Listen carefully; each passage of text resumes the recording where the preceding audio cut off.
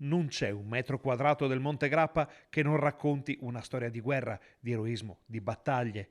Là dove le ondate austro-ungariche si infransero sull'estremo baluardo italiano prima di Bassano e della pianura, la terra stessa è intrisa di storia. Passeggiando in quel mare di pascoli e boschi, capita spesso di trovarsi di fronte a un monumento che ricorda un evento bellico o un ex cimitero, e ancora oggi emergono i resti di chi diede la vita per la patria più di 100 anni fa.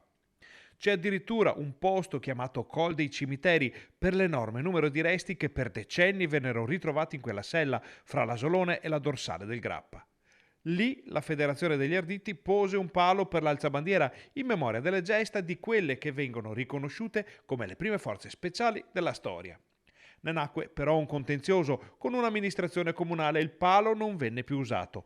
Poi qualcosa è cambiato. Il comune di Povere Grappa abbiamo deciso di fare un nuovo monumento e così appendere la nostra bella bandiera nera ardita che è sempre stata nella storia prima del fascismo, ricordiamolo questo, perché tutti pensano che quella bandiera nera sia fascismo. Il fascismo è nato dopo questa storia, perché nel 17 il fascismo nessuno sapeva cos'era.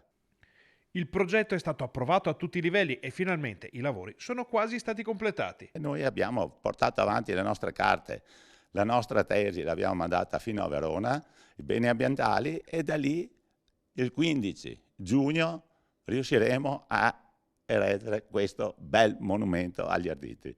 Per Bertoncello questo progetto ha anche un valore in più, dato che parla della sua famiglia. 100 anni dopo ritorniamo nella storia e a me piace ricordare in questa storia mio nonno Angelo Fiorese che lì ha preso una medaglia di bronzo da vivo, non da morto.